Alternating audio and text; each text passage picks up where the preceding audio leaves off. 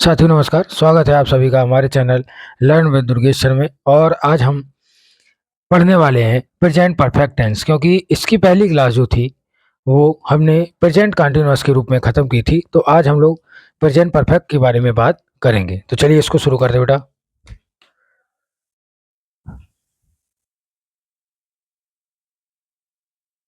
Present perfect, present perfect और tense. ठीक है बेटा, देखिए प्रेजेंट परफेक्ट है क्या।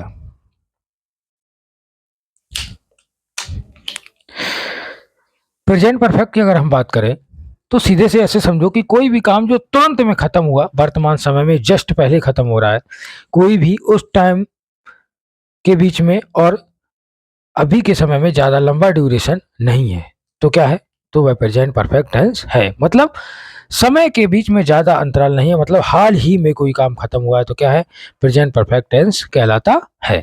चलिए लिखेंगे बेटा, लिखेंगे जो कार्य हाल ही में खत्म हुआ हो, खत्म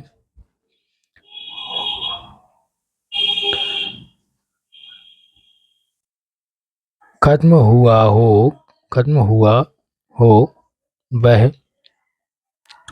प्रेजेंट परफेक्ट टेंस कहलाता है। कौन सा कहलाएगा बेटा, प्रेजेंट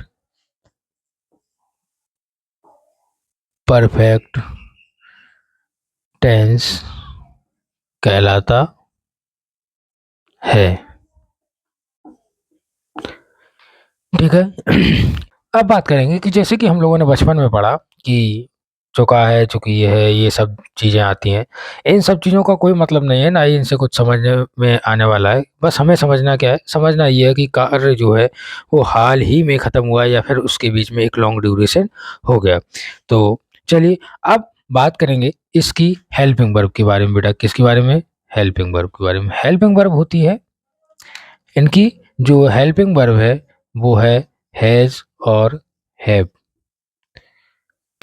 तो बेटा अगर हम इसकी मेन वर्ब की बात करें तो मेन वर्ब की हमेशा थर्ड फॉर्म का प्रयोग किया जाता है। कौन सी फॉर्म का, थर्ड फॉर्म का प्रयोग करेंगे। ठीक है, अब बात करेंगे प्रेजेंट परफेक्ट के स्ट्रक्चर की। अगर स्ट्रक्चर की बात करें तो देखेंगे बेटा, structure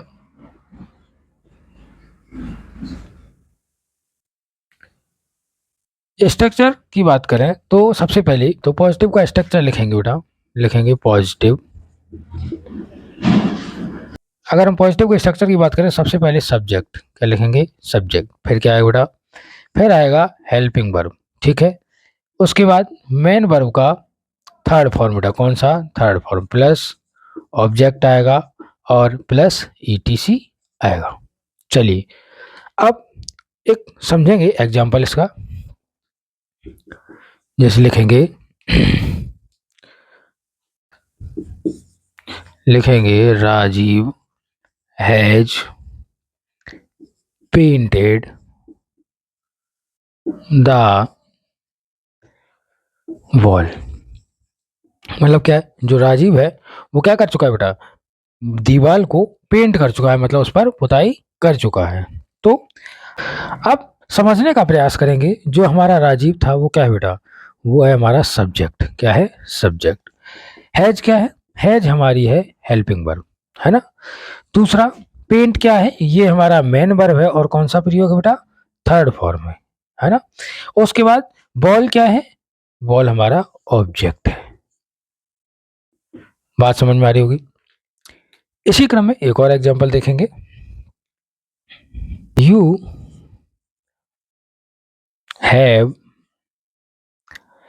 have bought a pen. क्या लिखा बेटा, you have bought a pen, मतलब क्या है, तुम एक पेन खरीद चुके हो। तो इसमें क्या देखेंगे बेटा, सबसे पहले क्या है बेटा, सब्जेक्ट। उसके बाद क्या आया बेटा, हेल्पिंग वर्ब। फिर क्या आया बेटा, मेन वर्ब का थर्ड फॉर्म। उसके बाद ये आ गया हमारा ऑब्जेक्ट। ठीक है, अब अगर बात करेंगे इसकी तो ये क्या है? आर्टिकल्स। ठीक है, तो उम्मीद करते हैं कि पॉजिटिव वाला क्लियर हुआ होगा। चलिए अब बात करेंगे हम लोग नेगेटिव की। नेगेटिव की, अगर नेगेटिव की बात करें तो इसके स्ट्रक्चर होगा जो,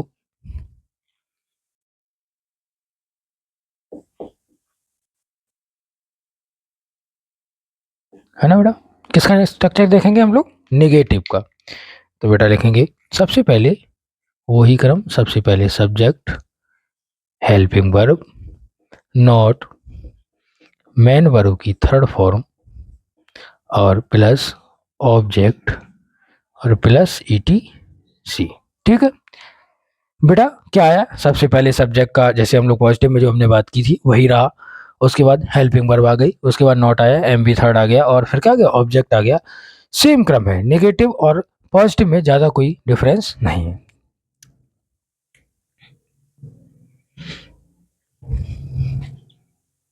एग्जाम्पल देखेंगे बेटा।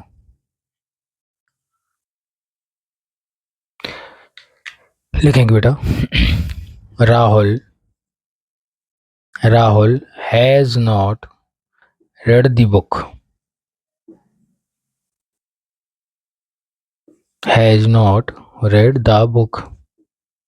राहुल है वो किताब नहीं पढ़ चुका है। तो क्या लिखेंगे बेटा? अब ये राहुल क्या हुआ? सबसे पहले आया सब्जेक्ट, क्या आया बेटा? हेल्पिंग वर्ब, क्या आया नेगेटिव के लिए? नॉट, है ना। रीड क्या है? मेन वर्ब, और कौन सी फॉर्म है? थर्ड। और बुक क्या है? ऑब्जेक्ट हो गया बेटा।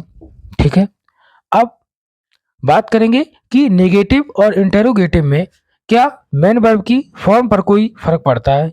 बिल्कुल नहीं पड़ता। ये एक परफेक्ट कोई भी टेंस का हो, उसमें नेगेटिव या इंटेरोगेटिव होने से उसकी मेन वर्ब की फॉर्म पर कोई भी फर्क नहीं पड़ता। चलिए बात करेंगे दूसरे एग्जाम्पल की।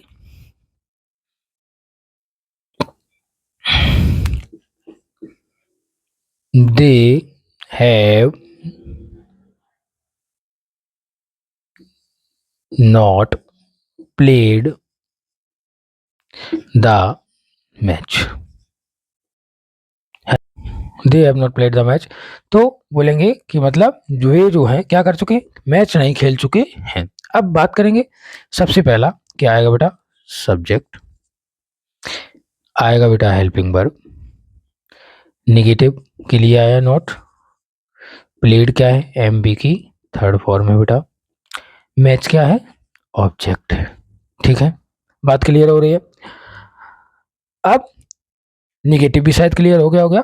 तो अगर नेगेटिव क्लियर हो गया तो अब बढ़ते हैं हम लोग इंटेरोगेटिव की ओर। डालेंगे बेटा स्ट्रक्चर, किसका बेटा? Interrogative, interrogative. ठीक है बेटा, इंटेरोगेटिव की अगर स्ट्रक्चर की बात करो तो सबसे पहले हेल्पिंग वर्ब क्या आएगी बेटा? हेल्पिंग वर्ब, सब्जेक्ट, यदि नोट है तो नोट आएगा, और अगर सेंटेंस में कहीं भी नोट का जिक्र मतलब नेगेटिव नहीं आया तो फिर वो नहीं आएगा। इसके बाद मेन वर्ब की third form plus object plus etc और प्लस क्वेश्चन मार्क। ठीक है, मतलब क्या आएगा? सबसे पहले हेल्पिंग वर्ब का प्रयोग करेंगे, उसके बाद सब्जेक्ट, फिर अगर नेगेटिव है तो फिर नॉट लगा देंगे, और मेन वर्ब की थर्ड फॉर्म और ऑब्जेक्ट प्लस ईटीसी। अब समझेंगे बेटा। एग्जाम्पल लिखेंगे, have you eaten the food. तो मतलब क्या बताया कि क्या आपने खाना खा लिया है। अब क्या बोलेंगे? सबसे पहला जो है वो क्या है? हेल्पिंग वर्ब, क्या है बेटा? हेल्पिंग वर्ब, फिर क्या है? सब्जेक्ट है, और फिर मेन वर्ब की थर्ड फॉर्म है प्लस ऑब्जेक्ट है। ठीक, बात करें इसका दूसरा एग्जांपल देखें।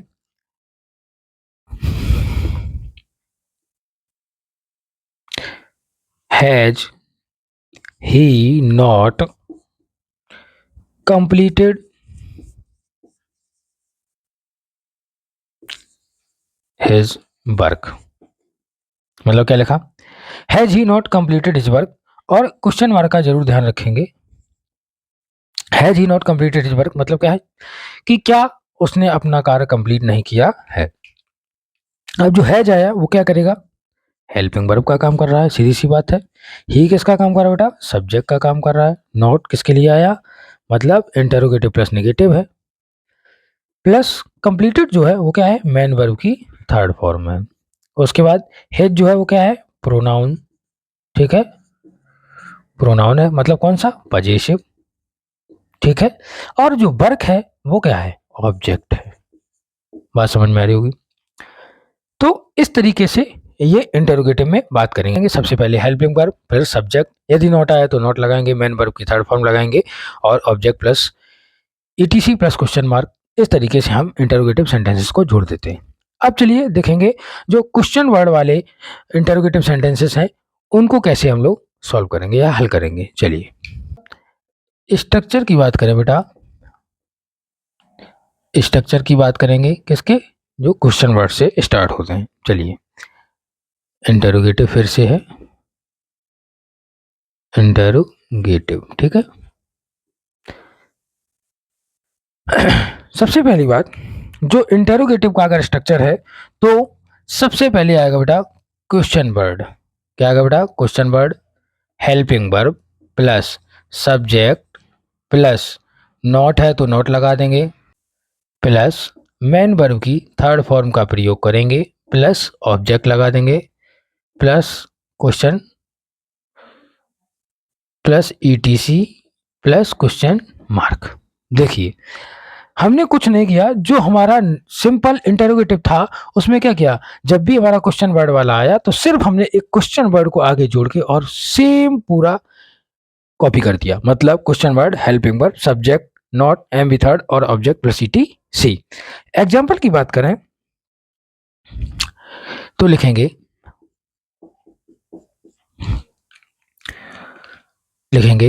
व्हाट हैव यू ईटन, ठीक है। क्या बोला, व्हाट हैव यू ईटन, मतलब तुम क्या खा चुके हो या तुमने क्या खाया। तो लिखेंगे बेटा सबसे पहला आया क्या, सबसे पहला आया क्वेश्चन वर्ड, दूसरा हेल्पिंग वर्ब, तीसरा सब्जेक्ट और चौथा मेन वर्ब। अब देखिए इसमें जरूरी नहीं कि हर सेंटेंस में ऑब्जेक्ट आएगा, आ भी सकता है और नहीं भी आ सकता है, तो वही मैंने इसमें किया। चलिए अगला देखेंगे,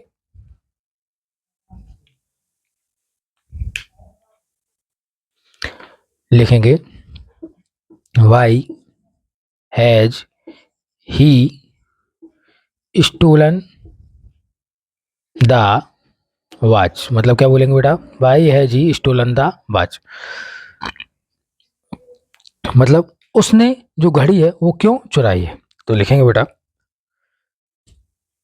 सबसे पहला question word, helping verb, subject, main verb की थर्ड फॉर्म, और जो वॉच है वो क्या है, ऑब्जेक्ट, ठीक है।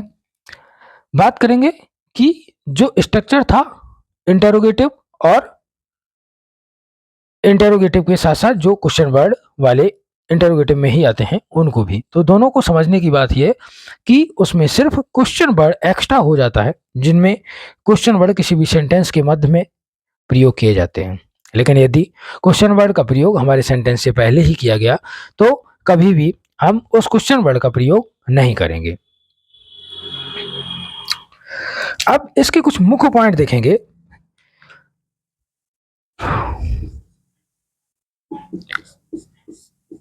मेन पॉइंट देखेंगे बेटा, मेन पॉइंट है कि जो यदि सब्जेक्ट जो है, यदि सब्जेक्ट सिंगुलर है, सिंगुलर, तो यदि सब्जेक्ट सिंगुलर है तो हमेशा हैज का प्रयोग करेंगे। किसका करेंगे बेटा, हैज का प्रयोग होगा। ठीक है। यदि हमारा सब्जेक्ट जो है प्लूरल है, कैसा बेटा?